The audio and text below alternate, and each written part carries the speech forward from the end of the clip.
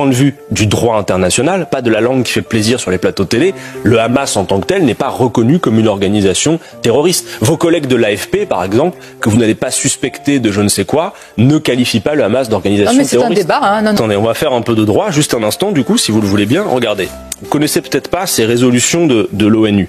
Résolution des Nations Unies numéro 2708. Elle reconnaît la légitimité de la lutte qui mène les peuples coloniaux et les peuples sous domination étrangère pour l'exercice de leur droit à l'autodétermination et à l'indépendance par tous les moyens nécessaires dont ils disposent. C'est l'ONU, c'est Mabrouk.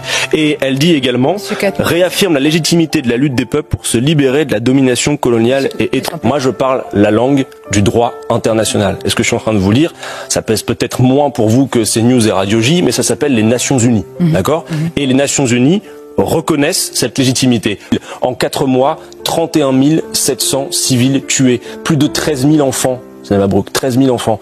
Depuis que la Cour de justice internationale a statué sur le fait qu'il y avait à Gaza un risque génocidaire, cette décision n'est pas juste un effet d'annonce. Elle oblige les signataires de la Convention contre le génocide. Donc la France doit agir. Qu'attend Emmanuel Macron pour poser un acte fort, la reconnaissance de l'État de Palestine? Qu'attend Emmanuel Macron pour imposer des sanctions à Israël? Par exemple, vous savez, Stéphane Mabrouk, que la plupart des armes qui se retournent contre les civils à Gaza sont y compris des armes françaises. Il faut un embargo sur les armes. Ce qui est en train de se produire à Gaza, c'est... Un embargo sur les armes? Oui, il ne faut plus livrer d'armes, il ne faut plus que la France livre d'armes à Israël parce que ces armes se retournent contre les civils. C'est plus en 4 mois qu'en 4 ans de conflit à travers le monde entier. Voilà la réalité aujourd'hui. Et il serait bon qu'on vienne s'en rappeler parce que pour le moment, ce qu'on a surtout vu parmi les politiques et les responsables publics en France, c'est un soutien inconditionnel à une puissance qui aujourd'hui clairement est en train de pratiquer une forme de génocide.